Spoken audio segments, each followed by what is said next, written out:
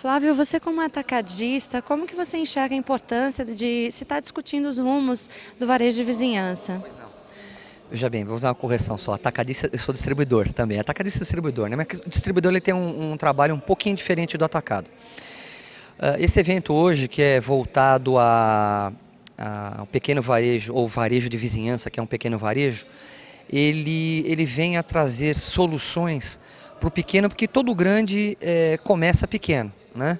Não poderia ser diferente. Como o Pão de Açúcar começou com a doceria e virou o que é hoje, né? Pão de Açúcar. Eu vejo que o pequeno ele tem alguns hábitos de trabalho. Ele agrega, num primeiro momento, quando ele é pequeno, ele agrega alguns serviços. Ele muitas vezes, o dono do estabelecimento ele trabalha no caixa, ele faz banco, ele tem uma atividade muito estressante. Ele precisa cada vez mais melhorar a qualidade do ponto de venda dele, né? Ele tem que se aperfeiçoar, não poderia ser diferente, é uma evolução normal e natural. Muitas vezes ele passa na porta de uma grande rede e enxerga lá a promoção, né? Mais barato, mais barato. Ele pensa que o preço é o fator relevante dentro da atividade dele. E que isso não é verdade. O que é relevante no conceito do consumidor, foi feita uma pesquisa com o consumidor, o que ele acha, o quesito mais importante para ele é ter variedade no ponto de venda. Então a variedade é o mais importante. Além do que são outros quesitos na frente do preço, como produto e preço constante na gôndola, a relação que ele tem com o cliente dele, né? Não só ele, como os colaboradores da loja que ele tem, né? E o quesito preço tá lá na quarta posição, acredito eu, em algumas situações, quinto, quarto, terceiro, enfim.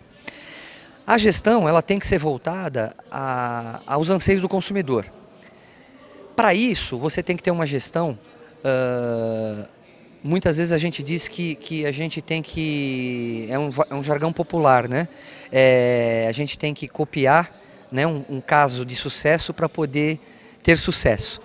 Ou tentar aplicar no seu espaço, no seu negócio, no seu varejo, né, no seu ponto de venda. E isso eu sinto que existe muita resistência, né, ao novo.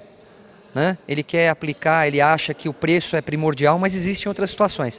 Aí dentro desse processo vem ele ter um fornecedor que tenha a predisposição de fazer um trabalho de mix, de variedade, e não simplesmente só vender preço, poucos itens, que isso é prejudicial ao negócio dele, como a gente já falou. Eu vejo que aí o nosso papel aqui, o papel do distribuidor atacado, é exatamente qualificar o vendedor, né, que seria chamado de consultor. O pessoal hoje está chamando, jargão da atualidade, como consultor. O consultor é aquele profissional que ele vai no ponto de venda, ele enxerga as áreas de oportunidade e desenvolve um trabalho de mix com um volume saudável. Por quê? Se você vender demais um certo item, você vai prejudicar o fluxo de caixa do seu cliente. Automaticamente ele vai direcionar a compra para poucos itens e o ponto de venda vai ficar sem variedade. Isso é prejudicial.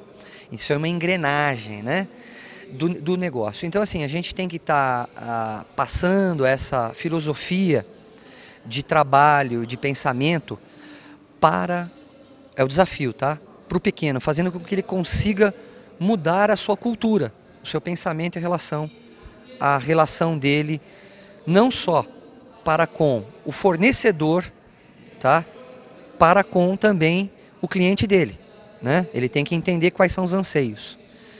É uma quebra de paradigma, mas é uma realidade que a gente precisa estar consciente, né? E eu sempre eu digo que, como o meu mestre Carlos Rosa sempre diz, se a gente, que ainda está vivo, o mestre Carlos Rosa, se a gente continuar fazendo as mesmas coisas, com absoluta certeza a gente vai ter o mesmo resultado.